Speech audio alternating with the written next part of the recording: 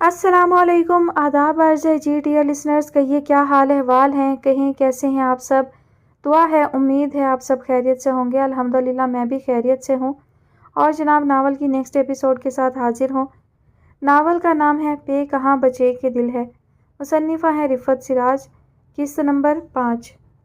Ma'am sorry to से, इज़्ज़त नफ्स तो एक छोटे से बच्चे की भी होती है। ये मैं जानता हूँ कि MBA की डिग्री हाथ आने तक मैंने किस किस तरह से सफ़र किया, किस तरह से जाग जाग कर टूट कर आने वाली नींद की मिन्नत खुशामद की कि ये तुम्हारे आने का मुनासिब वक्त नहीं है, अभी बहुत काम है। पेट भर कर मनपसंद खाना नहीं खाया कि फिर टूट कर नींद आती है, काम अधूरे रह जाते हैं। ताजवर के अताब के जवाब में साहिल ने किसी फसीउल बयान मुकर्रर की तरह बड़ी निफासत से अल्फाज के मोती चुने। ताजवर हक्का बक्का होकर उसकी शक्ल देखने लगी। क्योंकि इस मुल्क में बेरोज़गारी बहुत ज़्यादा है, इसलिए सरमायादार बहुत ज़्यादा ब्लैकमेल करते हैं, नौकरी देकर एहसान करते हैं। ये नहीं सोचते कि मुलाजिम अपना खून उसके मिट्टी के चिरागों में डालकर उसके अंधेरे दूर करता है, उसके 2 पैसों को 8 पैसे बनाने में अपना किरदार अदा करता है। उसके मिट्टी के चिरागों में किसी का लहू ना हो तो बस मिट्टी के चिराग मिट्टी ही बन जाए। इस मुल्क में जवानों की फ्रस्ट्रेशन का सरमायादार तबका जिम्मेदार है। मुलाजिम और गुलाम में बहुत फ़र्क होता है बेगम साहिबा। साहिल इस वक्त अपने घर में था, मुलाजमत से निकाल देने के खौफ से आज़ाद था। उसको निडर बनाने में कोई शय माने नहीं थी, बल्कि इस वक्त ताजवर की इज़्ज़त उसके हाथ में थी कि घर आए की इज़्ज़त घर वालों के इख्तियार में चली जाती है। ताजवर उस शोला बयां मुकर्रर के सामने खासी बेबसी महसूस कर रही थी। साहिल का कोई तीर बेखता नहीं जा रहा था, ठीक निशाने पर लग रहा था। लेकिन जो तरीका तुमने अपनाया उसको सिवाय गैर जिम्मेदारी के कोई नाम नहीं दिया जा सकता। बिलाखिर ताजवर को मुनासिब अल्फाज सूझ ही गए। और रही यह बात कि मुलाजिम और गुलाम में फ़र्क होता है, मुझे इस बात से बिल्कुल भी इख्तलाफ नहीं, मगर ये बात भी अपने जहन में रखें कि सिर्फ एक मुलाजिम की मेहनत करने से किसी सरमायादार की दौलत में इजाफा नहीं होता। सैकड़ों लोगों को एक सरमायादार के सरमाए से फ़ायदा पहुँचता है, उनके घर के चूल्हे जलते हैं। सरमायादार के मुनाफा की तकसीम होती है तो बहुत से लोगों के माशी मसाइल किसी हद तक कम होते हैं। सरमायादार अपना सरमाया निकाल कर बिजनेस में लगाता है तो वो रिस्क लेता है, उसका सरमाया डूब भी सकता है। हर सरमायादार सूदखोर बनकर भी ज़िंदगी गुजार सकता है, कुछ ना करे, पैसा बैंकों में रख कर बैठ कर खाता रहे, मगर वो हरकत करता है तो बेशुमार घरों में बरकत होती है। मैंने तो खुद देखा है, लोग अपनी प्रॉपर्टी सेल करके बैंकों में पैसा रख देते हैं, हर महीने प्रॉफिट लेते हैं, घर का किराया भी देते हैं और बैठ कर खाते हैं। ताजवर साहिल की बुनियादी रूहानी तकलीफ़ भांप गई थी। बेशुमार लोग लामतनाही ख्वाहिशात के गुलाम होते हैं, अपनी महरूमियों पर कुटते हैं, दूसरों की खुशहाली पर खालिका हकीकी से शाकी होते हैं, हसद करते हैं। हालांकि इंसान की मादी खुशहाली उसकी खुशियों की ज़मानत नहीं होती। उनके पास भी बेतहाशा दौलत थी, मगर बेवगी का रोग जी का आज़ार था। हीरे जड़े कंगन पहनने को जी नहीं चाहता था, असली रेशम की खुश रंग साड़ी पहनते दिल उदास होता था। आराइशों को सराहने वाला, अदाओं पर निसार होने वाला साथी ना हो तो फिर यूं ही लगता है कि जंगल में मोर नाचा किसने देखा। ताजवर की दानिशवराना बातें सुनकर साहिल ने धीरे से नज़रें उठाईं। गरीब इंसान के पास सिर्फ उसकी इज्जत की जमा पूंजी होती है, कोई ये भी छीन ले तो वो गरीब से कल्लाश बन जाता है। साहिल ने बहुत दबी हुई आवाज़ में दिल की बात की थी। आप गरीब हैं ना कल्लाश, सेहतमंद नौजवान हैं और सेहत सबसे बड़ी दौलत है। आपने मौजूदा ज़माने के लिहाज से आला तालीम हासिल की, वो आपकी नाकाबिले शिकस्त क़ुव्वत है, जब तक अल्लाह ने आपको ज़िंदगी दी है। रही ये बात कि किसी ने आपकी इज़्ज़त नफ्स पर हमला करके आपको बेअमल कर दिया, तो ये कितना बड़ा मजाक है। आपने एक इंसान को खुद पर हुकूमत करने की इजाज़त इतनी आसानी से दे दी। वो जब चाहे आपको ज़ेर करके रखते, वो इतना ज़बरदस्त कैसे हो गया? आप इतने बेबस क्यों हो गए? ताजवर ने किताबों से ज़्यादा ज़िंदगी से इक्तसाब किया था। साहिल बुरी तरह लाजवाब हो गया। हर वक्त बारिश की तरह बरसने वाले अल्फाज बुखारात बनकर उड़ गए। मैंने आपको एक बाइक के लिए लोन नहीं दिया, हालांकि 50,000 का कर्जा देना मेरे लिए मसला नहीं, मगर मैं एक काबिल नौजवान को हाथ के हाथ सहूलत देकर नाकारा नहीं बनाना चाहती। वो एक पल को ज़रा रुकी। मैं अपने साथ काम करने वाले नौजवानों की तरबियत भी करती हूँ, क्योंकि जिन नौजवानों की खिदमत हासिल करती हूँ वो आम नौजवान नहीं होते, बहुत बासलाहियत और मेहनती होते हैं।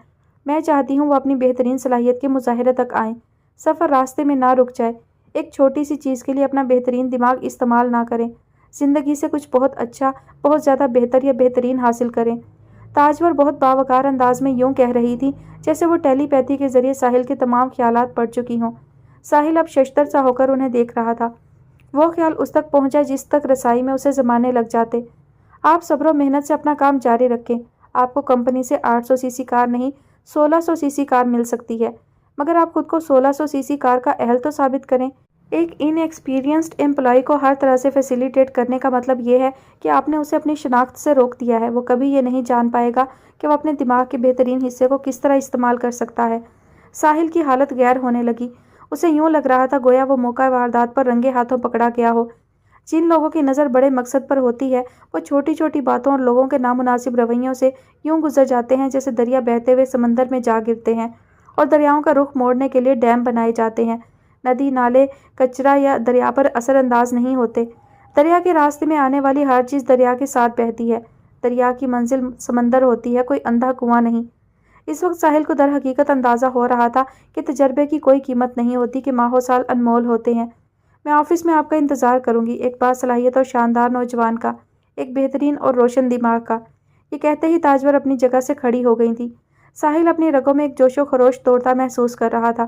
اس کا جی چاہا وہ اپنے ہاتھوں سے بہترین کافی تیار کر کے میم کو پیش کرے، جنہوں نے گویا ایک مردے کو زندہ کر دیا تھا، مگر تاجور کے رعب کا یہ عالم تھا کہ وہ لب بستہ بیٹھا رہ گیا۔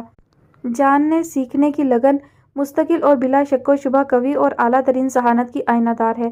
مجھے اس بات کی بہت خوشی ہے کہ تم ہر نئے دن کا استقبال ایک تازہ دم سوچ کے ساتھ کرتے ہو، روز ایک نیا خیال میرے ساتھ شیئر کرتے ہو۔ میں ایسے ہی تو تمہارے گرینڈ فادر کی پجارن نہیں ہوں۔ لیڈی صوفیہ خانزادہ نے ٹیشو پیپر سے اپنے ہونٹ صاف کرتے ہوئے بہت پیار بھری نظروں سے اپنے پڑپوتے کی طرف دیکھا تھا۔ گریٹ، پرنس نے شریر نظروں سے دادی کی طرف دیکھا۔ آپ گرینڈ فادر کو یاد کرنے کا کوئی راستہ نکال ہی لیتی ہیں۔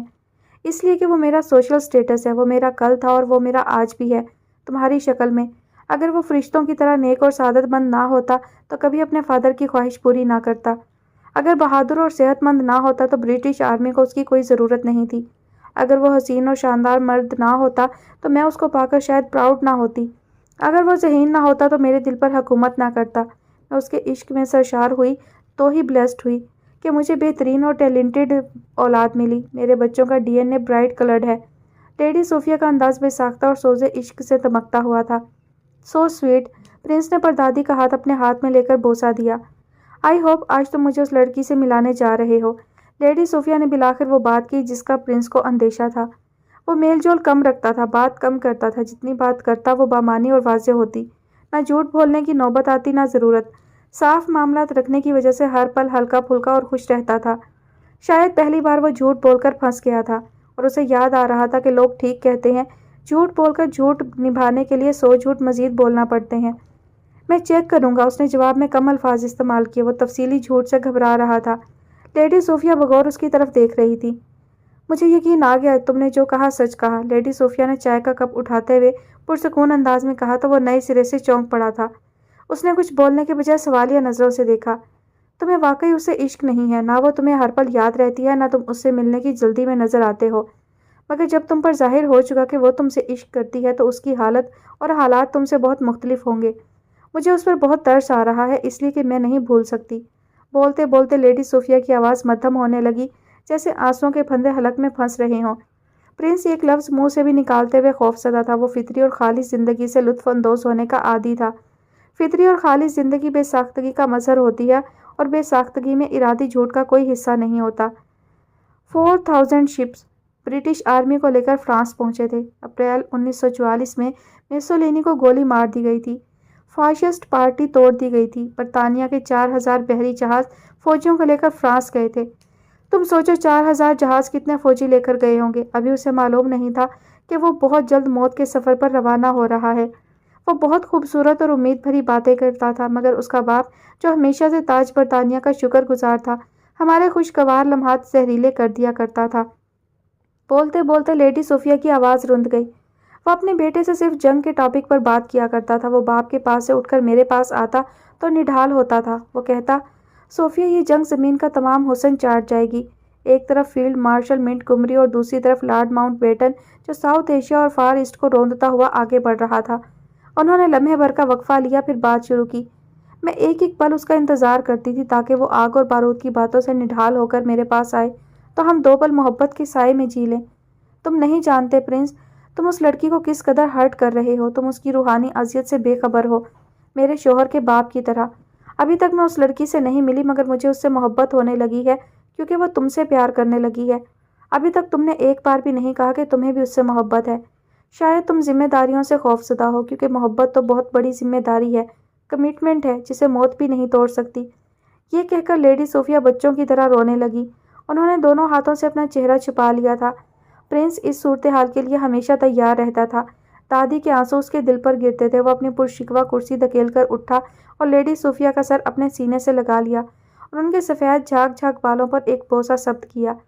वो तो ये सोचता हुआ नाश्ते की मेज़ पर आया था, आज वो मस्जिद में मिलने वाले बच्चे के बारे में पूछेगा कि उस बच्चे को बहुत सारी खुशी देने के लिए वो क्या कर सकते हैं। बच्चे के रुखसारों पर बूढ़े आंसू क्यों बह रहे थे? क्या वजह हो सकती है? वो नेमतों भरी जिंदगी गुजार रहा है तो किसी खिलौने के लिए तो नहीं रो सकता। दादी से पूछना चाहता था कि उनका तजर्बा क्या कहता है, क्योंकि वो तो झूठ बोलकर भूल चुका था, इसलिए कि झूठ के पाँव नहीं होते, झूठे का हाफजा नहीं होता। वो अपना घर भूल जाता है, इसलिए झूठे को घर तक भी पहुंचाना होता है। वो बहुत शिद्दत से पछता रहा था। दादी की मोहब्बत और दिलजोई में बिला इरादा बोले जाने वाला झूठ गले पड़ रहा था। यही वजह थी कि रात मराकबे में कैफियत भी मुस्तहकम नहीं हो रही थी। फितरत से राब्ते की पहली शर्त ही यह है कि मामला साफ और वाज़ेह हों। उसने एक टिश्यू पेपर खींचा और लेडी सोफिया के चेहरे से उनके हाथ हटाकर टिश्यू से उनका चेहरा साफ किया। Come on grand mom, don't worry my sun. Lady Sophia ने भीगी पलकें झपकाई।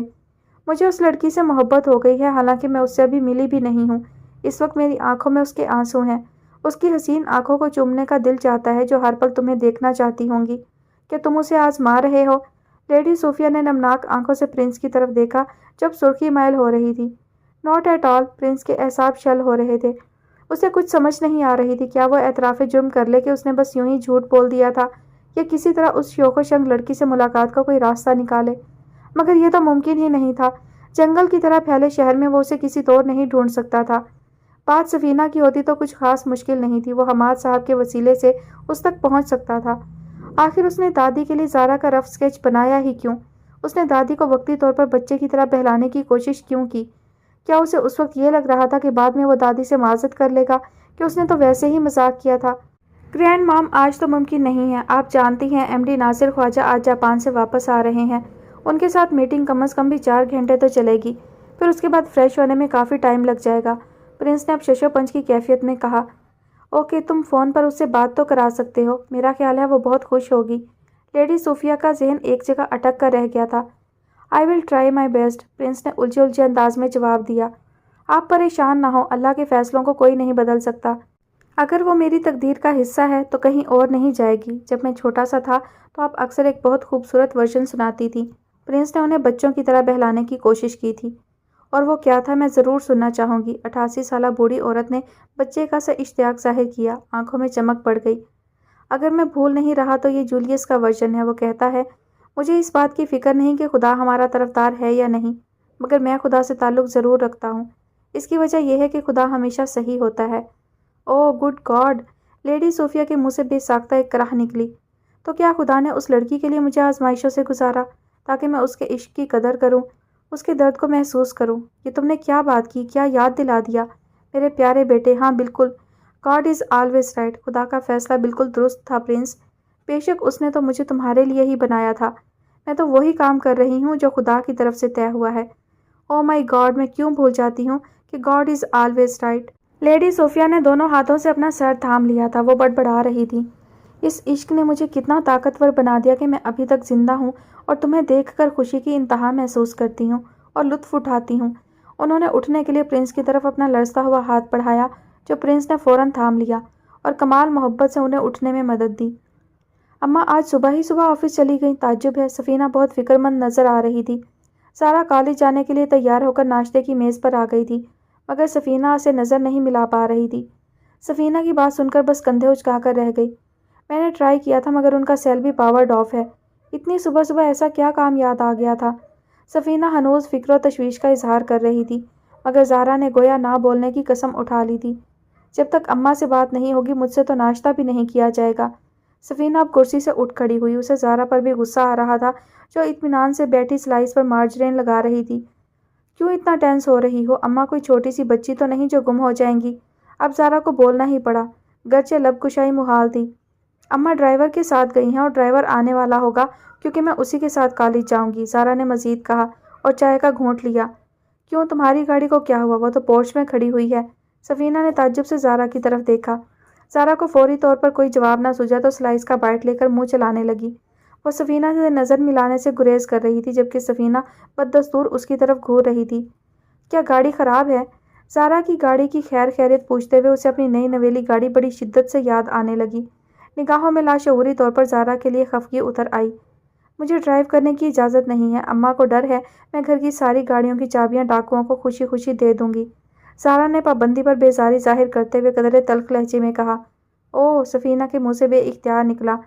ہاں تو ٹھیک ہے نا، اس طرح تمہیں احتیاط کرنے کا خیال تو آئے گا۔ کار چلی گئی، صبر کرنا ہوگا، مگر تم تو 5000 کا نوٹ نکال کر آٹوگراف لے لیتی ہو۔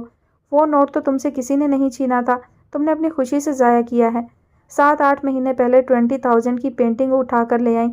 تمہیں تو پیسے کی قدر و قیمت کا اندازہ ہی نہیں، بس اپنی پسند کی چیز پر نظر رہتی ہے۔ سفینہ نہ چاہتے ہوئے بھی پھٹ پڑی تھی۔ حالانکہ رات اس نے خود کو بہت سمجھایا تھا کہ وہ کچھ نہیں بولے گی، کیونکہ بولنے سے کار تو واپس نہیں آ جائے گی۔ بالفرض قسمت نے ساتھ دیا، کار کہیں سے بازیاب ہو بھی گئی تو خدا جانے کس حال میں ملے گی۔ تو پیسہ ہوتا کس لیے ہے؟ قبر میں لے جانے کے لیے؟ میں آلریڈی بہت گلٹی فیل کر رہی ہوں اماں، اور تم ہاتھ دھو کر اسی طرح پیچھے پڑو گی تو میں سوسائڈ بھی کر سکتی ہوں۔ پھر میرے حصے کی ساری دولت تم لے لینا، اس دولت سے تم 10 گنا لگژری کاریں خرید سکو گی۔ زارا ایک دم اٹھ کر کھڑی ہوئی تھی۔ سفینہ تو ہکا بکا اس کی صورت تک رہی تھی۔ اور رہے 5000 تو وہ میرے تھے، اپنی چیز کو آگ لگاؤں یا پھینک دوں، کسی سے کیا مطلب؟ یہ کہہ کر وہ روتی ہوئی ڈائننگ ہال سے چلی گئی تھی۔ سفینہ تو نقصان زدہ ہونے کے باوجود مجرموں کی طرح شرمندہ نظر آ رہی تھی۔ مجھے اس طرح نہیں کرنا چاہیے تھا، وہ خود کو ملامت کرنے لگی۔ اماں تو پہلے ہی اسے بے حساب سنا چکی ہوں گی، چھوڑا تو نہیں ہوگا۔ وہ شرمندگی اور پچھتاوے سے ادموئی سی ہونے لگی۔ دل چاہا بھاگ کر جائے اور بہن کو گلے لگا کر سوری بول دے، مگر اسے یوں محسوس ہوا اگر اب اس نے زارا سے کوئی بات کی، خواہ اسے منانے کے لیے ہی کیوں نہ ہو، وہ بری طرح اس کی انسلٹ کر دے گی، اور اگر اسے پھر سے غصہ آ گیا تو بات بہت بڑھ جائے گی۔ اس نے ایک گہری سانس لے کر فون اٹھا کر ماں سے بات کرنے کی ایک اور کوشش کی۔ احساس تشکر سے رچی ایک سانس اس کے سینے سے خارج ہوئی۔ تاجور نے کال ریسیو کر لی تھی۔ ہیلو، ہاں سفینہ بیٹا، پریشان ہونے کی ضرورت نہیں، میں ایک ضروری کام سے صبح گھر سے نکلی تھی، مگر اب واپس آ رہی ہوں۔ تاجور نے اس کے سوال کرنے سے پہلے ہی جواب دے دیا تھا۔ اماں میں تو پریشان ہی ہو گئی تھی، صبح کون سا کام کر رہی تھیں آپ؟ سفینہ پرسکون ہو کر بات کر رہی تھی۔ گھر آ رہی ہوں، باقی باتیں گھر پر۔ زارا تیار ہے؟ ناشتہ کر لیا اس نے؟ تاجور کی آواز فون سیٹ میں ابھری تو سفینہ کی نظر پلیٹوں کی طرف گئی۔ ایک میں ہاف فرائی، دوسری میں سلائس کا بچا ہوا ٹکڑا رکھا تھا۔ چائے بھی آدھا کپ کے برابر بچی ہوئی تھی۔ جی اماں، وہ تو تیار ہے، ناشتہ کر کے شاید اپنا بیگ لینے بیڈ روم میں گئی ہے۔ سفینہ کی آواز بہت دھیمی ہوتی چلی گئی۔ ٹھیک ہے، بس میں تھوڑی دیر میں پہنچتی ہوں، اور رابطہ منقطع ہو گیا۔ پتہ نہیں اماں کے سامنے کس طرح بیہیو کرے گی۔ وہ خوامخواہ کے اندیشوں میں مبتلا ہو رہی تھی۔ اپنا دل جلاتا ہوں تو پھول کھلاتا ہوں، راہ پڑے غم کے سکے بڑی خوشی سے اٹھاتا ہوں، خوش فہمیاں ذرا جو ستائیں پکڑ کے دو لگاتا ہوں، ایسی کی تیسی خوابوں کی صبح دم راکھ اڑاتا ہوں، عادت سی بن گئی ہے ساحل، ایک کہے کوئی 10 سناتا ہوں۔ اس نے جلدی جلدی رات کا بچا کچا معدے میں اتار کر جلدی جلدی شاور لیا۔ شاور کے نیچے کھڑے ہوتے ہی کچھ اشعار وارد ہوئے، جیسے پانی کے ساتھ بہتے اس تک پہنچ رہے ہوں۔ کاغذ پر اتارنے کے جوش میں شاور جل بھی زیادہ استعمال کر لی، جو یوں اتارنا پڑی جیسے جسم سے گوند چپک گیا ہو۔ لچتم پچتم ٹاول باندھ کر اپنی رائٹنگ ٹیبل کی طرف آیا اور بھیگے بھیگے ہاتھوں سے اپنی نوٹ بک اٹھائی، اشعار رقم کیے، پھر یوں گہری سانس لی جیسے معجون کھاتے ہی پیٹ درد میں افاقہ ہو گیا ہو۔ اب اس نے وارڈروب کھول کر بہت اہتمام سے لٹکے ہوئے ملبوسات کا جائزہ لیا، پھر ایک برانڈڈ نئی نویلی جینس نکالی اور زرد و میرون رنگ کے بلاک پرنٹ کی ٹی شرٹ۔ لباس زیب تن کر کے خود کو آئینے میں دیکھا۔ چہرے پر تازہ شیو کی نیلاہٹیں ابھی معدوم نہیں ہوئی تھیں۔ آفٹر شیو گالوں پر لگاتے ہوئے اس نے اپنی شربتی سنہری آنکھوں میں جھانکا، ہونٹوں پر شریر سی مسکراہٹ ابھری۔ مسٹر امیر الدین ساحل، بالکل ٹھیک جا رہے ہو۔ بیگم صاحبہ کی صبح دوڑیں لگوا دیں، کیا یاد کریں گی بیگم صاحبہ بھی؟ یو اسٹوپڈ، اس نے بددستور آئینے میں دیکھتے ہوئے اپنے گال پر چپت لگائی۔ ویسے یاد تو اسے کرتے ہیں جو دور چلا جاتا ہے، اور دور جائیں بلکہ دفعہ دور ہوں ہمارے دشمن۔ مسکراہٹ گہری ہونے لگی۔ ہم تو بیگم صاحبہ کے قدموں میں بیٹھے بیٹھے جان دے دیں گے۔ اب اس نے ٹاول اٹھا کر بال رگڑ کر خشک کرنے کا عمل شروع کیا۔ جب تسلی ہو گئی کہ مقصد حاصل ہو گیا تو عجلت کے انداز میں بالکنی کی طرف دوڑا۔ الگنی پر گیلا تولیہ پھیلایا۔ اسلام آباد سے آپا کا فون آتا تھا تو بہت ساری ہدایات کے ساتھ یہ خاص ہدایت ضرور ہوتی کہ گیلے تولیے بیڈ پر پھینک کر مت جایا کرو، کمرے میں بو آنے لگتی ہے۔ باقی بہت سی ہدایات تو فون بند ہوتے ہی اڑن چھو ہو جاتی تھی، مگر بدبو کے خوف سے تولیہ باہر پھیلانا ہمیشہ یاد رہتا تھا۔ واپس کمرے میں آ کر بہت اہتمام سے بال سنوار کر ٹی شرٹ دونوں طرف سے پکڑ کر جھٹکے سے نیچے کی اور اپنا حتمی جائزہ لیا۔ کوئی کمی نہیں ہے، بس کار کی کمی ہے۔ کمبخت آتی بھی تو 1 کروڑ سے کچھ اوپر کی ہے۔ خیر انشاءاللہ بیگم صاحبہ سے اوڈی بھی لیں گے، مرسڈیز بھی لیں گے۔ اب اس کے ہونٹوں پر مانی خیز مسکراہٹ کھیلنے لگی، آنکھوں میں بلا کا اعتماد تھا۔ میں آپ کی مجبوری بن جاؤں گا انشاءاللہ، گھر تک تو لے ہی آیا ہوں۔ اس نے اپنی بیمار بائک کی چابی اٹھائی، والیٹ پچھلی جیب میں پھنسایا، موبائل اٹھا کر داہنی جیب میں ٹھونسا اور آئینے پر الوداعی نگاہ ڈالی۔ قانونی طور پر تو میری شادی ہو ہی نہیں سکتی تھی، مگر اسلامی قانون کا سہارا لے کر میرے فادر نے بطور ولی اپنا رائٹ استعمال کرتے ہوئے میری شادی کر دی۔ کیونکہ جنگ پھیلتی جا رہی تھی، میری شادی ہونے تک لاکھوں لوگ جنگ کا ایندھن بن چکے تھے۔ بے تحاشا دولت ہونے کے باوجود زمین پر کوئی ایسا ٹھکانہ نظر نہ آتا تھا جو جنگ کے اثرات سے محفوظ ہو۔ جرمنوں نے جس طرح سے برطانیہ پر بارش کی طرح بم برسائے، تم اس وقت کی خوفناک جنگی حالت کا تصور بھی نہیں کر سکتے۔ روزانہ کی بنیاد پر 300 سے 600 انسان مر رہے تھے، 1000 سے لے کر 3000 انسان زخمی ہوتے تھے۔ رات کی بمباری کا نظارہ صبح تک بوڑھا ہو جاتا تھا۔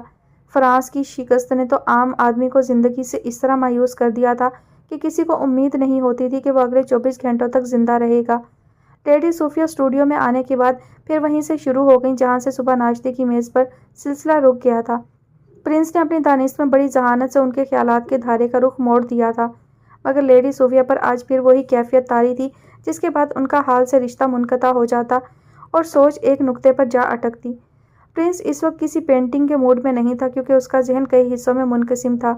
ایک جھوٹ اس کے ضمیر پر بوجھ تھا، دوسرے اسے اس بچے کی یاد بھی ستا رہی تھی جس کے بارے میں یقین سے نہیں کہا جا سکتا تھا کہ اس سے بہت جلد ملاقات ہو پائے گی یا نہیں۔ تخلیق ایک خاص کیفیت کی محتاج ہوتی ہے، یہ ایک بے ساختہ و غیر ارادی عمل ہے۔ کہیں سے اچانک رنگین خیال پھوار کی طرح برستا ہے اور رنگوں سے تصویریں ابھرنے لگتی ہیں، اشعار مرتب ہوتے ہیں، فلسفہ بند توڑ کر بہتا ہے۔ یہ ایک روحانی مسرت کا دورانیہ ہوتا ہے اور اس وقت وہ روحانی مسرت سے کوسوں دور محض الجھا ہوا تھا۔ اسٹوڈیو میں تو وہ اپنی تخلیقات کا جائزہ لینے یا دل بہلانے آیا تھا، مگر لیڈی صوفیہ لنچ ٹائم میں اسے ڈھونڈتی ہوئی آ گئی تھی۔ پیچھے پیچھے ساؤتھ افریقن میڈ کیرولین ایک ٹرے میں اسٹرابیری کیک اور کافی کے مگ دھرے آ گئی تھی اور ٹیبل پر رکھ کر مؤدبانہ سر جھکا کر واپس چلی گئی تھی۔ پرنس کو اس وقت صرف یہی پریشانی تھی کہ وہ لڑکی سے ملنے کے اصرار کو ضد میں نہ بدل دیں۔ اگر وہ اعتراف جرم کرتا ہے تو وہ غصے کی شدت سے نڈھال ہو جائیں گی۔ جھوٹ سے انہیں اتنی سخت نفرت تھی کہ لفظ نفرت ان کے نزدیک جھوٹ کی کراہیت ظاہر کرنے کے لیے ہی تخلیق ہوا تھا۔ اگر ٹالتا ہے تو کب تک ٹال مٹول کر پائے گا؟ میرے favourite author D H Lawrence کا انتقال تو 1930 میں ہو گیا تھا۔ مصنف، شاعر، مضمون نگار، ادبی نقاد اور مصور، وہ ایک شخص تھا کہ پورا ایک جہان ماڈرن انگلش لٹریچر کا قابل فخر سرمایہ۔ اس نے کہیں لکھا تھا، اقدار معاملات کی درستگی کے قاعدے اور انصاف کے اصول کیلنڈر کے ساتھ تبدیل نہیں ہوتے۔ پرنس نظر چرا کر اٹیلین ونڈو کے بلائنڈز سرکانے لگا۔ اسے یوں لگا جیسے دادی نے ٹیلی پیتھی کے ذریعے اس کے خیالات پڑھ کر ایک لطیف طنز ارشاد کیا ہو۔ وہ بچپن سے لفظ ایتھکس کی تشریح بہت تواتر سے سنتا آ رہا تھا۔ جرمن اس لحاظ سے کلاش تھے، ان کا اشارہ ایتھکس کی طرف تھا۔ وہ خبط عظمت میں مبتلا تھے۔ اگر وہ عظیم نسل ہوتے تو دنیا میں پیار پھیلاتے، بارود نہیں۔ اپنی نسل کی عظمت کے راگ گانے والے نے خودکشی کر لی، پوری انسانیت کو جنگ میں جھونک دیا۔ اپنی اندر کی آوازوں نے اسے پاگل کر دیا، ضمیر کی چیخوں نے اسے جگا جگا کر تھکا مارا، پھر ہمیشہ کی نیند سونے پر مجبور کر دیا۔ اس نے اپنی قوم سے جھوٹ بولا تھا کہ صرف جرمن ہی دنیا میں اعلیٰ نسل ہیں۔ جھوٹ تو اپنی موت آپ مر جاتا ہے۔ وہ میرے شوہر کا قاتل ہے، میں اسے کبھی معاف نہیں کروں گی۔ تم نے دیکھا جھوٹ کا انجام؟ 50 لاکھ آدمی اپنی جان سے گئے۔ جھوٹا کبھی بلیسڈ نہیں ہو سکتا۔ لیڈی صوفیہ پر کافی دنوں بعد یہ دورہ پڑا تھا۔ وہ صرف اور صرف اپنے شوہر کی یاد میں ڈوبی ہوئی تھی۔ جنگ عظیم دوئم کے تمام ذمہ داروں پر لعنت بھیجنے کا یہ سلسلہ کئی دن تک جاری رہ سکتا تھا۔ اپنے شوہر کو شدت سے یاد کرنے کی یا عشق کا دورہ پڑنے کی ہمیشہ کوئی نہ کوئی وجہ ان کے پاس ضرور ہوتی تھی۔ پرانی چیزوں میں کوئی شے تلاش کرتے ہوئے اپنے مرحوم شوہر کی گرم ٹوپی، قلم، ڈائری، 20 کیرات کے ہیرے کی نادر انگوٹھی، وہ رومال جن سے وہ اپنی محبوب بیوی کے آنسو صاف کیا کرتے تھے، یا ان کے وہ اعزازات و اسناد جو تعلیمی مراحل طے کرتے ہوئے حاصل ہوئی تھی، نظروں میں آ جاتی تھی۔ پرنس محرم تھا، ہمیشہ اسے دادی کی یہ کیفیت تڑپاتی تھی، مگر آج یہ کیفیت اسے پناہ دے رہی تھی۔ وہ ہرگز مزید جھوٹ بولنے کے لیے تیار نہیں تھا۔ اس نے کھڑے کھڑے مصروفیات نکال کر برابر کمرے سے اپنے پرائیویٹ سیکریٹری کو طلب کر لیا۔ لیڈی صوفیہ اپنے آنسو پہنچ کر گمسم کیفیت میں کافی کے گھونٹ بھر رہی تھی۔ اس نے چوری چوری ان کی طرف دیکھا، پھر داخلی دروازے کی طرف دیکھنے لگا جہاں سے سیکریٹری نے وارد ہونا تھا۔ اسٹوڈیو میں اس وقت ایک بھی برقی روشنی روشن نہیں تھی۔ چار طرف اٹیلین دریچے واہ تھے۔ اسٹوڈیو میں قدرتی اجالے تھے۔ اس کی تمام پینٹنگز پر لطیف جالیوں کے پردے تھے۔ البتہ سفینہ کا وہ غیر ارادی رف اسکیچ ایزل کے قریب پڑی چھوٹی سی گلاس ٹیبل پر رکھا ہوا تھا، وہ بھی الٹا۔ مگر پرنس یہ بھولا نہیں تھا کہ یہ سفینہ کا رف اسکیچ ہے جو وہ ضائع کرنے کی خواہش کے باوجود ابھی تک ضائع نہیں کر پایا تھا۔ سیکریٹری ہلکی سی دستک دے کر اندر داخل ہوا۔ لیڈی صوفیہ کے کمزور اعصاب پر اس کی اچانک آمد دریا میں بڑا سا پتھر گرنے کے مصداق تھی۔ چند ثانیے مگ ہاتھ میں پکڑے ٹکر ٹکر اس کی طرف دیکھتی رہیں۔ سیکریٹری ان کے انداز نظر سے قدرے خائف نظر آیا۔ جلدی سے سیدھا ہاتھ اپنے سینے پر رکھ کر سر کو مؤدبانہ خم دیا۔ لیڈی صوفیہ کے لیے اس کی آمد مداخلت بیجا تھی۔ آداب قبول کر لیا مگر چہرے سے ناگواری کا تاثر زائل نہ ہو سکا۔ اصل میں ان کے علم میں نہیں تھا کہ سیکریٹری کو طلب کیا گیا ہے۔ پرنس نے دیوار میں نصب انٹرکام کا بٹن پش کیا تھا، اسے بولنے کی ضرورت بھی نہیں تھی۔ گھنٹی بجانے کا مطلب طلبی ہی ہوتا تھا۔ یس سر۔ اب وہ مؤدبانہ انداز میں طلب کیے جانے کا مقصد معلوم کر رہا تھا۔ دیکھو سرمد، آج رات ڈنر پر حماد صاحب اور ان کی فیملی کو انوائٹ کرنا چاہتا ہوں۔ تم فون کر کے پتہ کرو ان کے لیے کنوینینٹ ہے۔ پرنس سرمد سے ہم کلام ہوا تو لیڈی صوفیہ حیرت زدہ سی تکنے لگیں۔ ان کی باریک جھریوں کی چہار دیواری میں مقید آنکھیں بہت چمکدار ہو گئیں کہ جذبہ توانائی کا دوسرا نام ہے، اور توانائی زندگی کا استعارہ ہے۔ آنکھوں میں تعجب بھی ایک جذبے کی توانائی کا مظہر تھا۔ اوکے سر، میں پتہ کر کے بتاتا ہوں، سرمد جواب دے کے مؤدبانہ انداز میں چلتا ہوا اسٹوڈیو سے باہر نکل گیا۔ پرنس یہ کام انٹرکام پر بھی کر سکتا تھا مگر اس نے جان بوجھ کر سرمد کو بلایا تھا تاکہ ماحول میں واضح تبدیلی وقوع پذیر ہو سکے اور وہ جنگ عظیم دوئم سے نکل کر موجودہ لمحے کو استعمال کر پائے۔ تم نے اچانک پروگرام بنا لیا یا پہلے سے سوچا ہوا تھا؟ لیڈی صوفیہ نے بچی ہوئی کافی پر ایک نظر ڈالی جو خاصی ٹھنڈی ہو چکی تھی، پھر مگ ٹرے میں اس انداز میں رکھ دیا کہ اب دوبارہ نہیں اٹھائیں گی۔ جی کئی دنوں سے پلان کر رہا تھا، میں نے ان کی بیٹی سے کافی دن پہلے پرامس کیا تھا کہ آپ کو کسی دن اپنے گھر انوائٹ کروں گا۔ ان کی بیٹی سے پرامس کیا تھا؟ لیڈی صوفیہ حیرت کی شدت سے کانپنے لگیں۔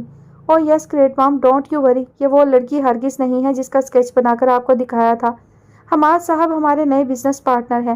آپ کو یاد ہوگا کہ کچھ عرصہ پہلے ہی کی بات ہے، ہم ان کی اینیورسری پر انوائٹڈ تھے اور آپ نے معذرت کی تھی کہ آپ اب لیٹ آورز میں ہونے والی پارٹیز فنکشنز اوائڈ کرتی ہیں، تو مجھے اکیلے ہی جانا پڑتا تھا۔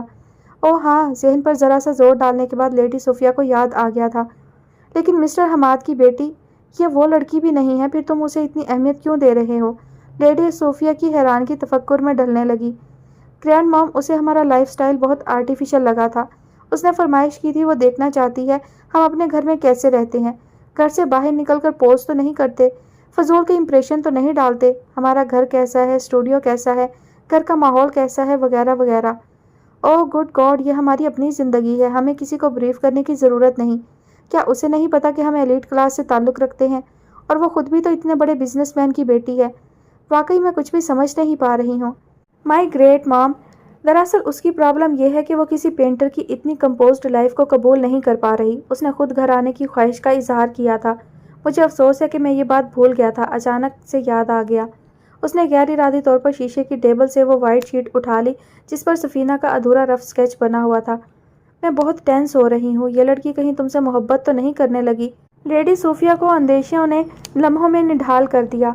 ناٹ ایٹ آل مام، جب آپ اس سے ملیں گی تو آپ کو خود ہی یقین آ جائے گا۔ شیور، لیڈی صوفیہ کی نظر میں ہنوز بے یقینی کی کیفیت تھی۔ 100%۔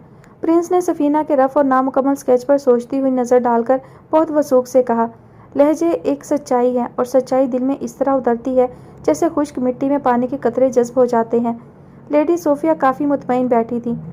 او اب مجھے مینیو دیکھنا ہوگا، وہ خود کلامی کے انداز میں گویا ہوئیں۔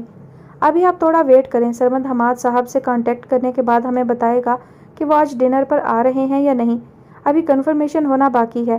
پرنس نے ایزل متوازن کیا اور وہ شیٹ کینوس پر دوبارہ لگا دی جس پر سفینہ کا ادھورا اسکیچ تھا، اور پینسل اٹھا کر خاکہ مکمل کرنے لگا۔ لیڈی صوفیہ کی طرف اس کی پشت تھی۔ پینسل چلاتے ہوئے اس نے سوچا، اگر یہ محتاط انداز میں مسکرانے والی لڑکی کبھی کھلکھلا کر ہنسے تو کیسی لگے گی؟ اس نے خیال کو کینوس پر منتقل کیا تو ماحول میں کلیسا کی گھنٹیاں گونجنے لگیں۔ وہ اپنے طاقتور تصور کے بل بوتے پر سفینہ کی کھنکھناتی ہوئی ہنسی سن رہا تھا۔ لیڈی صوفیہ دروازے کی طرف بڑھتے ہوئے خود کلامی کے انداز میں بولتی جا رہی تھی، میں انتظار کر رہی ہوں۔ یہ یقین کر لینے کے بعد کہ وہ اسٹوڈیو سے باہر جا چکی ہیں، اس نے دراز سے وہ شیٹ نکالی جس پر زارا کا تصوراتی خاکہ کھینچا تھا۔ ایک نظر سفینہ کے اسکیچ پر، دوسری زارا کے اسکیچ پر ڈال کر چند ثانیے کچھ سوچا، پھر دونوں کو برابر لگا کر ناقدانہ نظر دوڑائی اور مسکرا دیا۔ بہت فرق ہے، شاید زمین آسمان جتنا۔ تاجور آفس اور زارا کالج جا چکی تھیں۔ سفینہ اپنی وارڈروب کھول کر بیٹھ گئی۔ کچھ کپڑے اس نے الگ کرنا تھے، کچھ لاہور لے جانے کے لیے نکالنے تھے، کچھ لاہور سے لائی تھی وہ واپس رکھنے تھے۔ وہ خاصی دیر اسی کام میں مگن رہی، مگر ماہین کے فون نے اسے تھوڑی دیر کے لیے کام سے روک دیا۔ سیل فون پر ماہین کا نام اور تصویر دیکھ کر وہ مسکرا دی۔ آخر ہو گئی اس کی نیند پوری۔ ہیلو، اس کی آواز میں وہ بشاشت اور گرمی نہیں تھی جو اس کا خاصہ تھی۔ اس کی آواز قدرتی طور پر اگرچہ بہت دھیمی تھی مگر پھر بھی تر و تازہ محسوس ہوتی تھی۔ ہیلو کی بچی، یہ بتاؤ تمہاری صبح ہو گئی یا ابھی بیڈ پر ہو؟ ماہین کی شوخ آواز سماعت سے ٹکرائی۔ میری صبح پاکستان کے تمام شہروں میں ہی اپنے وقت پر ہوتی ہے، میری دوپہر شروع ہو چکی ہے۔ 1 گھنٹے بعد انشاءاللہ لنچ کر لوں گی، آ سکتی ہو تو آ جاؤ، میری لنچ کی ٹیبل پر تمہارا بریک فاسٹ لگ جائے گا۔ نو پرابلم، اس نے کھلے دل سے پیشکش کی۔ اوہ تھینکس، ویسے میں ابھی بیڈ پر ہوں اور فی الحال مجھے بھوک بھی نہیں ہے۔ میں تو تمہیں اس لیے کال کر رہی ہوں کہ تم شاید بور ہو رہی ہوگی، میری طرف آ جاؤ، کچھ شاپنگ وغیرہ کر لیتے ہیں۔ کراچی سے کچھ چیزیں منگوائی ہیں ریشما نے، وہ بھی لینا ہے۔ ماہین کی آواز میں تھوڑا بھاری پن محسوس ہو رہا تھا، جس سے لگ رہا تھا کہ اس نے آنکھ کھولتے ہی سفینہ کو فون کیا ہے۔ دیکھتی ہوں، ابھی تو بہت بیزی ہوں، سفینہ نے ادھر ادھر پھیلے کپڑوں پر نظر دوڑا کر قطرے تھکی تھکی آواز میں کہا۔ ہیں؟ ماہین حیران ہوئی۔ اس وقت کیا کرنے بیٹھ گئی ہو؟ لان میں گوڈی کر رہی ہو؟ ارے نہیں، وارڈروب میں نئی ڈریس ہینگ کرنے کی جگہ نہیں تھی، سارٹ آؤٹ کر رہی ہوں۔ سفینہ کے انداز میں اب عجلت کا عنصر تھا، وہ جلد سے جلد اس مرحلے سے نمٹ کر ایک طرف ہو جانا چاہتی تھی۔ کافی سارے ڈریسز اس نے طے کر کے ایک طرف رکھ دیے جو اس نے گھر کی ماسیوں کے لیے الگ کیے تھے۔ جو لاہور ساتھ لے جانے کے لیے نکالے تھے وہ ہینگر سمیت ابھی بیڈ پر ہی پڑے ہوئے تھے۔ مائی گاڈ، یعنی کہ تم خوب اچھی طرح چھٹیاں انجوائے کر رہی ہو۔ اب کیا کروں، یہ کام بھی تو ضروری کرنا ہوتے ہیں، سفینہ نے یوں جواب دیا جیسے اپنی طرف سے خدا حافظ کہہ رہی ہو۔ 1 منٹ ہولڈ کرنا، پاپا کی کال آ رہی ہے۔ اچانک ماہین کی اجلت بھری آواز ابھری اور فوراً رابطہ منقطع ہو گیا اور ایک مدھر دھن شروع ہو گئی۔ اوفو، بعد میں دوبارہ ملا لیتی، ہولڈ پر لگا کر بیٹھ گئی۔ سفینہ پر کام نپٹانے کی اجلت سوار تھی، دوسرے اس کی روح میں عجیب سی تھکاوٹ اتری ہوئی تھی۔ کار سے ہاتھ دھونے کا دکھ تو الگ تھا، زارا جس طرح آف موڈ میں گھر سے گئی تھی اس کا بھی دل پر بہت بوجھ تھا۔ وہ تو تھکا دینے والے دن رات سے وقتی طور پر نجات پا کر یہاں چھٹیوں سے لطف اندوز ہونے آئی تھی، مگر 24 گھنٹوں سے پہلے ہی اعصاب شل ہو گئے تھے۔ اس کا جی چاہا رابطہ منقطع کر دے، ماہین دوبارہ فون کر لے گی، اتنی دیر میں وہ کئی ڈریسز ٹھکانے لگا دے گی۔ 1 منٹ کے طویل ہولڈ پر وہ پہلو بدلنے لگی۔ اس سے پیشتر کہ وہ واقعی رابطہ منقطع کر دیتی، ماہین کی آواز اس کی سماعت سے ٹکرائی۔ ہیلو سفینہ، ہیلو ہیلو۔ ماہین کی آواز سے اب نیند کا تاثر محو تھا، بلکہ وہ بہت تازہ دم محسوس ہوئی۔ ہاں ہاں بولو، سن رہی ہوں، لگتا ہے انکل نے تمہارا دبئی کا ویزا لگوا دیا ہے تاکہ تم سکون سے وہاں شاپنگ کر لو۔ اب تم میرے پیچھے مت پڑ جانا، میرا شاپنگ واپنگ کا کوئی موڈ نہیں۔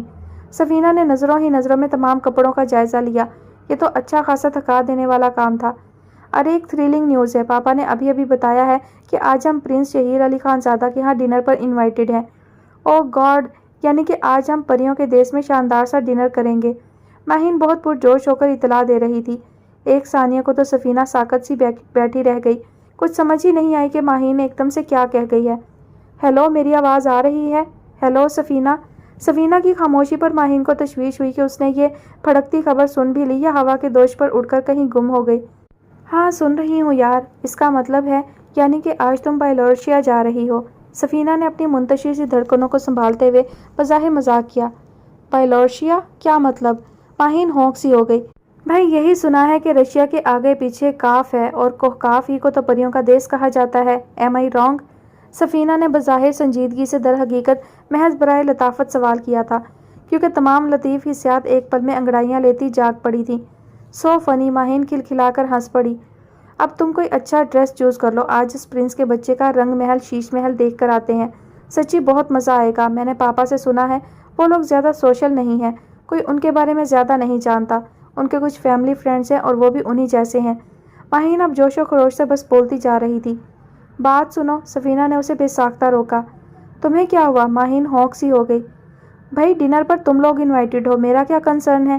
سفینہ نے دھڑکتے ہوئے دل سے وہ کہا جو بہت جبر کا کہنا تھا، حالانکہ سن کر گدگدی سی تو ہوئی تھی۔ روشنیوں میں بھیگی وہ حسین رات ایک پل کے لیے اس کے ذہن سے محو نہیں ہوتی تھی جب اس نے ایک الف لیلوی کردار زندہ جاگتا اور متحرک انسانی روپ میں دیکھا تھا، اور اس پر مستزاد اس کے دیکھنے کو دیکھنا، یوں جیسے نگاہ وجود میں ہیرے کی کنی کی طرح کاٹتی راستہ بناتی قدموں سے اتر کر زمین میں جذب ہو گئی ہو۔ وہ نگاہ جس میں عامیانہ پن ہرگز نہیں تھا مگر سرسری بھی نہیں تھی، یوں جیسے کسی نے اسے کھڑے کھڑے پورے کا پورا سمیٹ لیا ہو۔ تو کیا ہوا، ہم ہیں ہی کتنے، ممی، پاپا اور میں۔ تم چلو گی تو کوئی فرق نہیں پڑے گا، یا تم ساتھ چلو گی تو مزہ آئے گا۔ جو تمہارے کان میں کسر پسر کروں گی وہ ممی پاپا کے کان میں تو نہیں کر سکوں گی نا۔ فار گاڈ سیک سفینہ، تم یہ ڈنر مس نہیں کرنا، یہ تو پورا ایونٹ ہوگا۔ ڈونٹ بی سلی ماہین، یہ ایٹیکیٹس کے خلاف ہے کسی کی دعوت میں آپ بن بلائے پہنچ جائیں، اور پھر تم اچھی طرح جانتی ہو وہ کوئی عام لوگ نہیں ہیں۔ اچھا بس بھی کرو، پورا پیراگراف پڑھ کر رکھ دیا۔ تم یاد کرو، اس نے خود اس دن ہم دونوں کو کہا تھا کہ آپ کسی دن آ جائیں، ہم گھر میں بھی اسی طرح رہتے ہیں، اور پتہ نہیں کیا کیا کہا تھا، اب مجھے ٹھیک سے ابھی یاد نہیں آ رہا۔ خیر جو بھی تھا، اور تم تو چلنا نا۔ ماہین سفینہ کے صفا چٹ انکار پر بری طرح بدمزہ ہو کر جھنجھلا گئی۔ ہاں بے شک اس نے ایسا ہی کہا تھا، مگر یہ تو باقاعدہ بلاوا ہے نا۔ تم سمجھنے کی کوشش کرو، سفینہ شوق کے تھپیڑوں کو دھکیلتی نڈھال ہو کر کہہ رہی تھی۔ اسے صبر و ضبط کے ساتھ اپنے آپ پر قابو رکھنے کا ملکہ حاصل تھا۔ 22 سال کی عمر میں ہی بلا کی پختگی تھی۔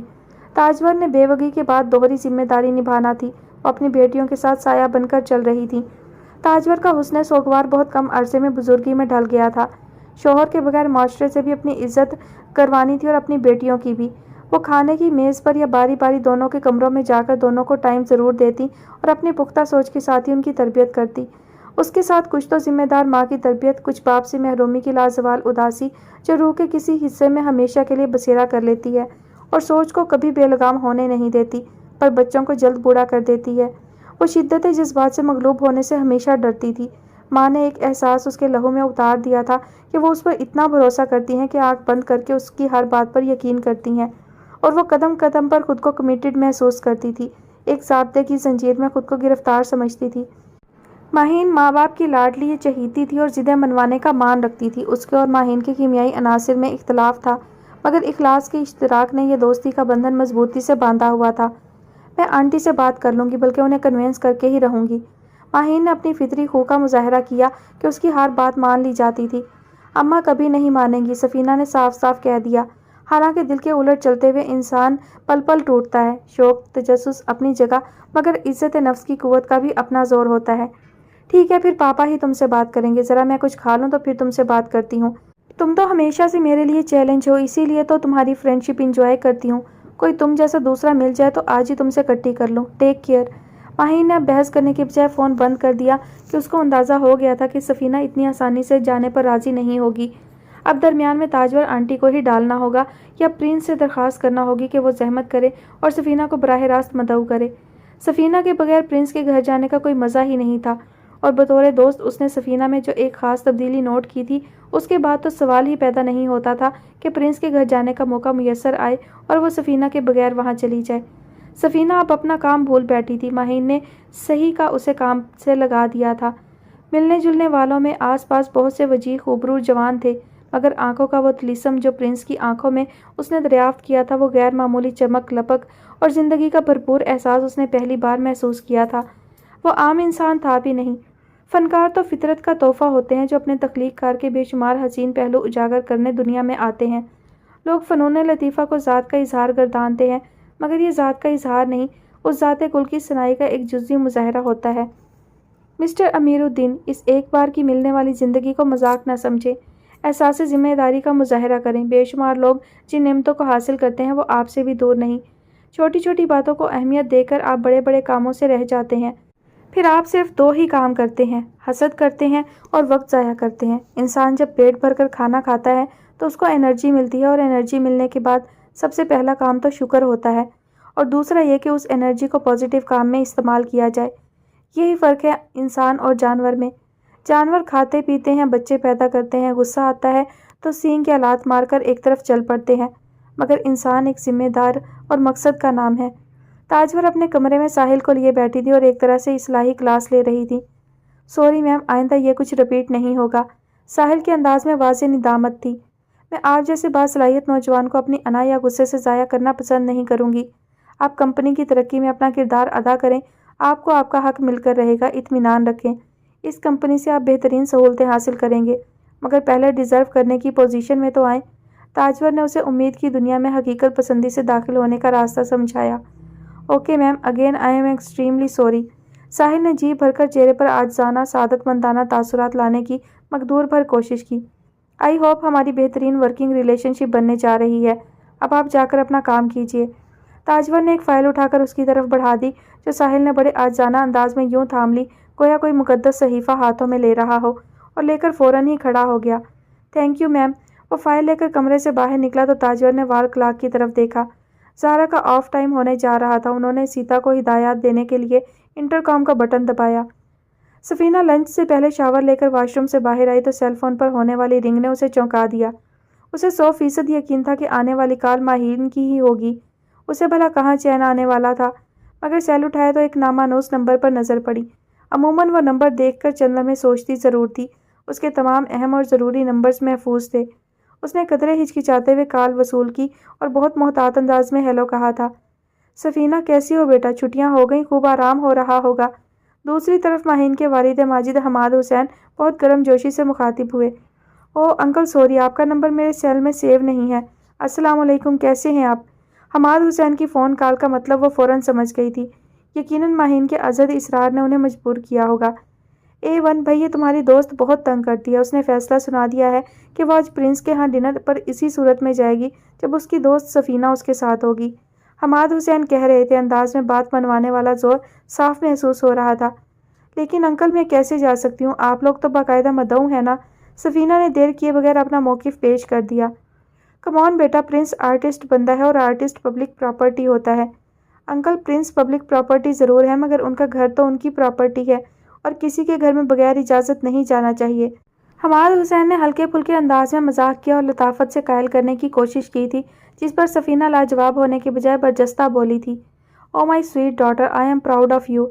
हमाद हुसैन सफ़ीना की बरजस्तगी से मुतासिर भी हुए और लुत्फ़अंदोज़ भी। Thank you uncle. सफ़ीना ने खुश होकर शुक्रिया अदा किया और अंदर से लाशऊरी तौर पर तमन्ना की कि काश अंकल किसी मजबूत दलील से उसे कायल कर लें और वो बड़े एतमाद से डिनर में शिरकत करे। उसे फ़ोन बंद करने की ज़रा सी भी जल्दी नहीं थी। भाई, अब तो तुम्हें हमारे साथ जाना ही पड़ेगा। तुम इतनी अच्छी गुफ्तगू कर सकती हो कि प्रिंस के घर में खूब रौनक लगेगी। नहीं अंकल, सफ़ीना ने मायूसी से फिर इनकार कर दिया। हमाद हुसैन ने दलील देने के बजाय सिर्फ उसकी तारीफ़ की थी और वो खुद को डेकोरेशन पीस मानने के लिए तैयार नहीं थी। बेटा, प्रिंस मेरा बिज़नेस पार्टनर है। हम अक्सर बिज़नेस डिनर्स में मिलते हैं। यह हमारी रूटीन का हिस्सा है, कोई तकल्लुफ़ वाली बात नहीं। माहीन, तुम्हारे बगैर वो खूबसूरत माहौल इंजॉय नहीं कर सकेगी। वहाँ तुम एक बहुत शानदार ग्रेसफुल दादी से भी मिलोगी। Full fantasy. तुम तसव्वुर भी नहीं कर सकती क्या खातून है वो। पूरी यूनिवर्सिटी, एक तारीखी किताब, दुनिया के 23 ममालिक में अकेली तन्हा घूमी फिरी हैं। उनके पासपोर्ट भी देखना, किसी की वेडिंग एल्बम से ज़्यादा दिलचस्प लगेंगे तुम्हें। हर पासपोर्ट में लगी तस्वीर का नया स्टाइल।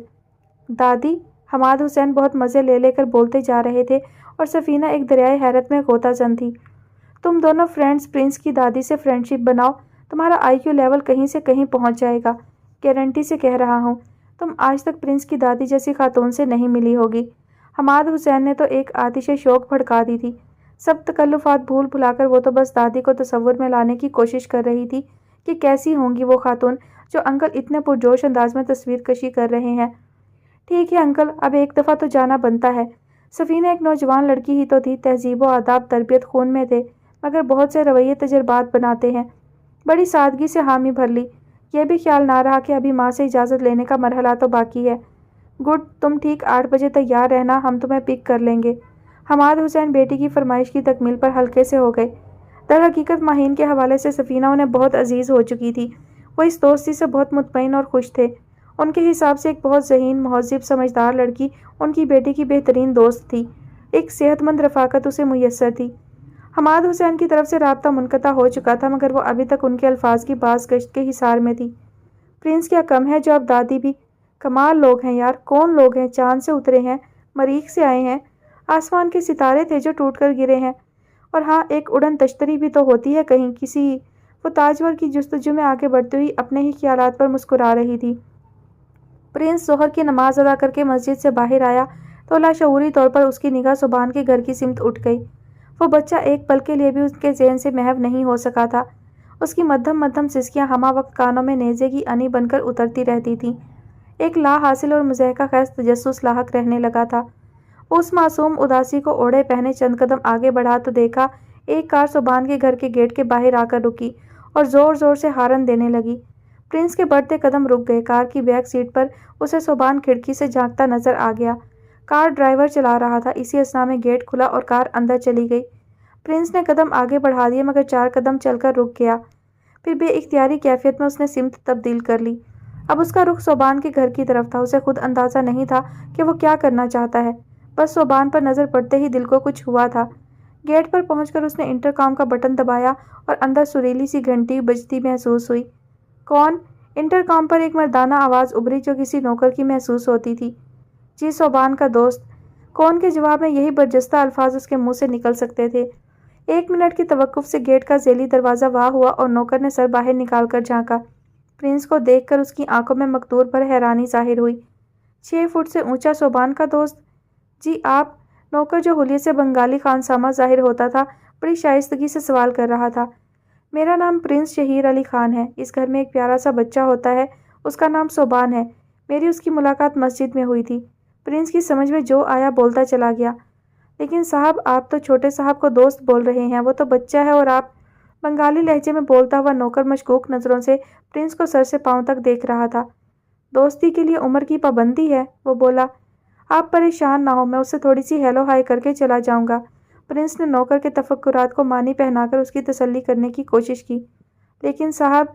عبدالحنان کون ہے؟ کس سے باتیں کر رہے ہو؟ ایک کھنکتی سروں میں دھلی نسوانی آواز پرنس کی سماعت سے ٹکرائی۔ بیگم صاحبہ، ایک صاحب چھوٹے صاحب سے ملنے آئے ہیں، نوکر نے پلٹ کر جواب دیا۔ صوبان سے؟ آواز میں تحیر تھا۔ اس سے پیشتر کہ نوکر مزید کچھ وضاحت کرتا، ایک ہوش ربا خوشبو کا جھونکا گیٹ سے باہر آ کر پرنس سے لپٹ گیا اور فوراً ہی ایک تناسب میں ڈھلا وجود نظر کے سامنے تھا۔ یورپین لڑکی کا سا ہیئر سٹائل، بلیک اور گولڈن دائروں کے ڈیزائن کی کرتی، سگریٹ پینٹ، گلے میں جھولتے گاگلز، لپ گلوس سے چمکتے ہونٹ، میک اپ کی ہلکی ہلکی چمکدار گلابیاں، مسکارا سے نمایاں پلکیں اور سب سے بڑھ کر توبہ شکن آزمائش ایمان، قیامت خیز پرفیوم کی مہک۔ وہ حیرت کی انتہا پر پرنس کا جائزہ لے رہی تھی۔ سفید کرتے پاجامے میں ملبوس، ٹوپی ہاتھ میں لیے ایک جوان مرد جس کی مردانہ وجاہت کسی صورت نظر انداز کیے جانے کے قابل نہیں تھی، جو خود کو صوبان کا دوست کہہ رہا تھا۔ بیگم صاحبہ، چھوٹے صاحب پتہ نہیں کب مسجد گئے تھے، یہ صاحب بولتے ہیں چھوٹے صاحب مسجد میں ملے تھے۔ او مائی گاڈ، لڑکی کے منہ سے بھی ساختہ نکلا تھا۔ آئی ایم سو سوری، میں آپ کو نہیں جانتی۔ میں ایک اجنبی کو کیسے الاؤ کر سکتی ہوں کہ وہ میرے بیٹے سے فرینڈ شپ بنائے؟ لڑکی نے پرنس کے جادو سے خود کو آزاد کرانے کی کوشش کرتے ہوئے بڑے بے مہر اور سرد انداز میں جواب دیا۔ بیٹا؟ اب پرنس نے لاشعوری طور پر سامنے کھڑی لڑکی پر نظر ڈالی جسے اس کی عمر کا اندازہ لگانے کی کوشش کی ہو۔ 7-8 سال کی عمر کے بچے کی ماں کی عمر اندازاً 30 کے لگ بھگ تو ہو سکتی ہے، جبکہ سامنے کھڑی صوبان کی ماں 24-25 سال سے زیادہ کی لگ ہی نہیں رہی تھی۔ میں اسٹرینجر تو ہرگز بھی نہیں ہوں، آپ کا پڑوسی ہوں۔ یہ اور بات کہ ہم لوگ جس سرکل میں موو کرتے ہیں اس میں تو ایک پڑوسی کو اپنے برابر والے گھر کے بارے میں بھی کچھ خبر نہیں ہوتی۔ پرنس کی مردانہ بھرپور نیپی تلی آواز میں اتنی کشش تھی کہ کسی پردہ دار عورت کا دل بھی اتھل پتھل کر سکتی تھی۔ یہاں تو براہ راست مکالمہ تھا۔ آپ کہاں رہتے ہیں؟ لڑکی نے اب قدرے مہربان لہجے میں سوال کیا۔ C38، پرنس نے کہتے ساتھ ہی اپنے گھر کی سمت انگلی سے اشارہ بھی کر دیا۔ اوہ، C38، وہ 51 سے زیادہ دور تو نہیں تھا۔ لڑکی کے منہ سے او نکلنے کا مطلب تھا کہ وہ قدرے مطمئن ہو گئی ہے، مگر اس نے فوراً ہی اپنی کلائی میں بندھی گھڑی پر نگاہ کی۔ ایکچولی میں ایک ضروری کام سے جا رہی ہوں۔ صوبان بھی ابھی اسکول سے آیا ہے، آپ شام 6 بجے آ جائیں۔ صوبان کا پلے ٹائم ہوتا ہے، اس وقت آپ اس سے مل سکتے ہیں۔ لڑکی نے ملنے سے انکار نہیں کیا، مگر انداز میں بہت تردد تھا، جیسے نہ چاہتے ہوئے بھی مجبوراً اسے اخلاقیات نبھانا پڑ رہی ہوں۔ تھینک یو، پرنس جانے کے لیے پلٹا، مگر لڑکی کی آواز نے اس کے بڑھتے قدم روک دیے۔ سنیے، پرنس نے پلٹ کر دیکھا مگر فوراً ہی نظر جھکا لی۔ ایک شادی شدہ لڑکی کو دیکھتے ہوئے نظر کو دیکھنے کے آداب کی آگہی ہر باوقار مرد کو ہوتی ہے۔ میں کنفیوزڈ ہوں، وہ کہہ رہی تھی۔ معاف کیجیے گا، مجھے یہ فرینڈ شپ کچھ سمجھ نہیں آ رہی، مگر میں ایک بار ضرور الاؤ کروں گی کیونکہ آپ پڑوسی ہیں اور چل کر آئے ہیں۔ لڑکی کا انداز ہنوز مہذبانہ تھا مگر اب صاف گوئی کا پتھریلا پن بھی نمایاں تھا۔ خانسامہ تو بیگم صاحبہ کو بات کرتا پا کر وہاں سے جا چکا تھا، البتہ ایک اور نوکر گیٹ کھولنے آ چکا تھا کیونکہ ڈرائیور کار میں بیٹھ کر انجن سٹارٹ کر چکا تھا اور کار کی بیک لائٹس روشن تھی۔ پرنس آداب بجا لا کر وہاں سے چل پڑا تھا۔ اسے اندازہ نہیں تھا کہ 2 آنکھیں ابھی تک اس کے تعاقب میں ہیں۔